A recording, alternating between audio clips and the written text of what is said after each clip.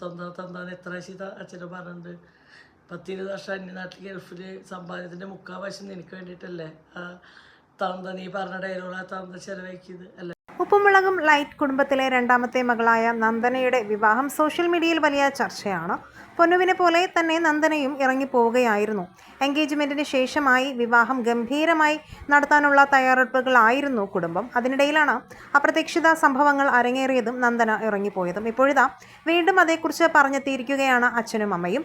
അച്ഛൻ്റെ മേൽ കേസെടുക്കുമെന്ന ക്യാപ്ഷനോടെയായിരുന്നു പുതിയ വീഡിയോ. മകളുടെ വീഡിയോയിലെ ആരോപണങ്ങൾ എണ്ണിപ്പറഞ്ഞ് മറുപടിയുമായി എത്തിയിരിക്കുകയാണ് അച്ഛനും അമ്മയും. പറയേണ്ടി വന്നാൽ ഞങ്ങളും പറയും. ജോലിയില്ലാത്ത ആളാണ്, എനിക്കിതിന് പിന്നാലെ പോവാനൊന്നും പറ്റില്ലെന്നായിരുന്നു അച്ഛൻ പറഞ്ഞത്. വീണ്ടും വീണ്ടും ഇതേ കാര്യങ്ങൾ പറയാൻ താല്പര്യമില്ലായിരുന്നു. ഞങ്ങളിത് വിട്ടതായിരുന്നു. നമ്മുടെ അവസ്ഥ പറയാൻ നമ്മൾ മാത്രമല്ലേ ഉള്ളൂ. പോലീസ് കേസൊന്നുമായി പോകുന്നവരല്ല ഞങ്ങൾ. സത്യം പറയാൻ ഞങ്ങൾക്ക് കേസൊന്നും വേണ്ട. ഒരുപാട് കാര്യങ്ങൾ പറയുന്നുണ്ട് അവരുടെ വീഡിയോയിൽ. മുഴുവനായിട്ട് പറയുന്നില്ല. ചില കാര്യങ്ങളൊക്കെ എനിക്ക് നിങ്ങളോട് പറയണമെന്ന് തോന്നി. പറയുന്നത് മുഴുവനും പച്ചക്കള്ളമാണ്.